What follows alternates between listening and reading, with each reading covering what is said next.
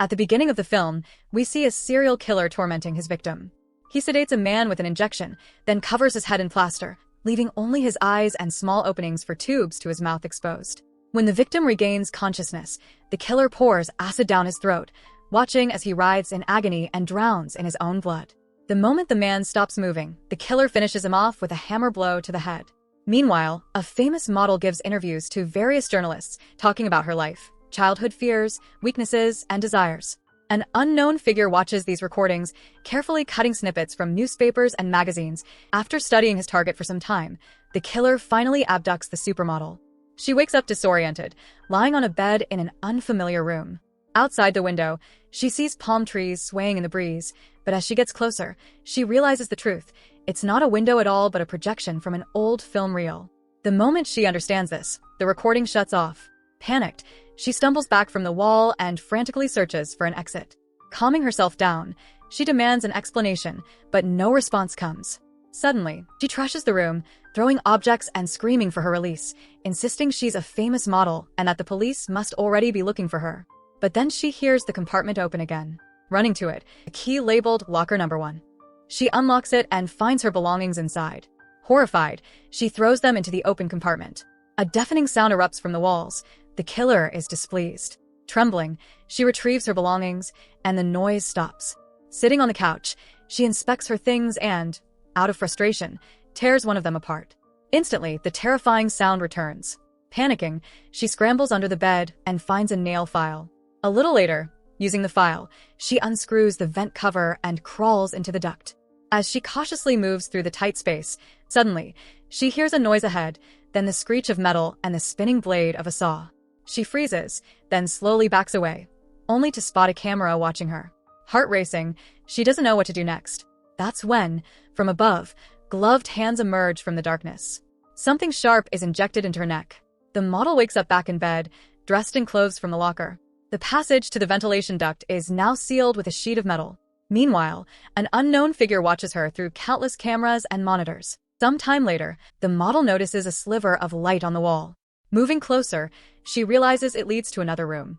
Suddenly, a pair of eyes appear on the other side, staring right at her. It's a young man.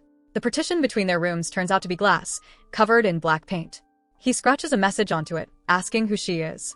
A conversation sparks between them, and she learns that he, too, was kidnapped. She begs him to help her, but before he can respond, the lights go out. Thinking quickly, he strikes a match, revealing a small vent near the ceiling. Climbing up, they continue talking, and he hands her a box of matches to ease her fear of the darkness.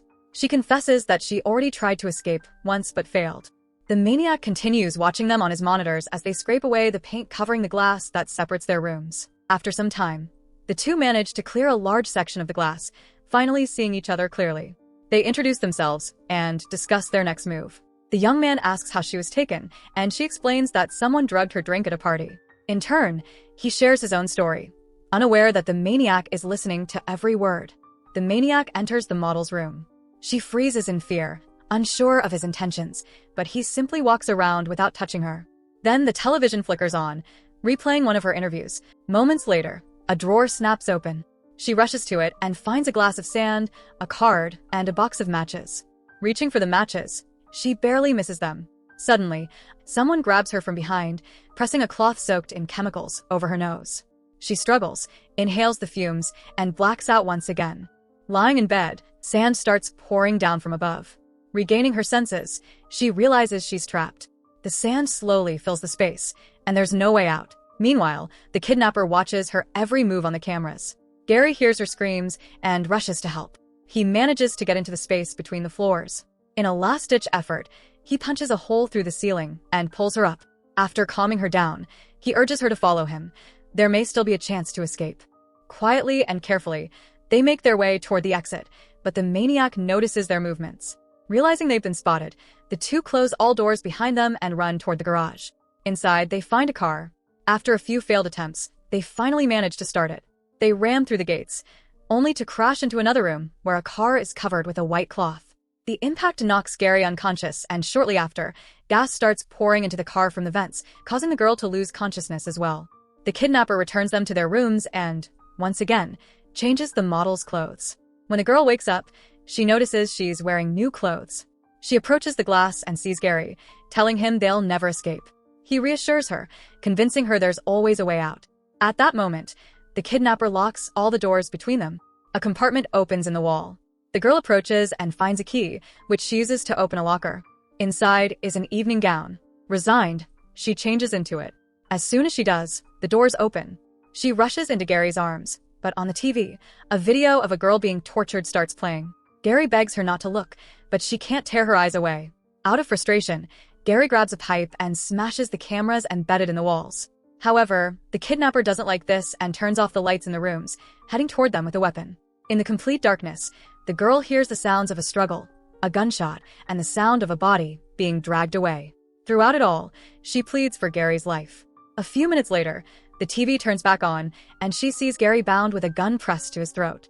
Desperately, she begs again for his life to be spared. Eventually, the maniac brings in the body of the second victim and turns the lights on.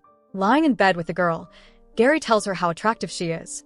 They kiss and then make love, all while the kidnapper watches, first through the cameras and then in person. Later, Gary wakes up and tries to rouse Jennifer, but she refuses to get up. After smelling the empty bottle beside her, he realizes the maniac must have put something in it. Leaving the girl behind, he heads to the bathroom, where he undergoes a startling transformation. Afterward, he checks that Jennifer is still asleep and quietly exits through a hidden side passage. He then climbs to the second floor of the house. In the kitchen, surprised by his appearance, he thought the guy wouldn't show up until morning. After a moment of thought, Gary admits to Ben that he doesn't want to kill Jennifer. But Ben is resolute. This game has to end on time. Realizing he won't be able to save the girl any other way, Gary kills his brother, stabbing him with a knife. Dragging the body into the bathroom, he leaves it there. As he flips through comic books featuring previous victims, he hears a knock at the door. When he answers, he finds police officers asking for Benjamin Dexter. Gary tells them he's not home and that he's just staying there temporarily. He can't get rid of them immediately. The officers mention that there's a game on TV and ask to check the score. He agrees. However, during a commercial break, they change the channel and spot the surveillance camera showing Jennifer. At that moment, Gary appears behind them with a gun and kills them both.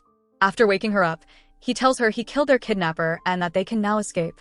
As they make their way upstairs, she sees the bodies of the two dead men. Gary asks her to stay in the room and not to touch anything. As soon as he leaves, one of the cops regains consciousness and starts heading toward Jennifer. Terrified, she thinks he's coming to kill her. Grabbing a bat, she hits him in the head several times. He falls and lies still. When Gary returns, he reassures her.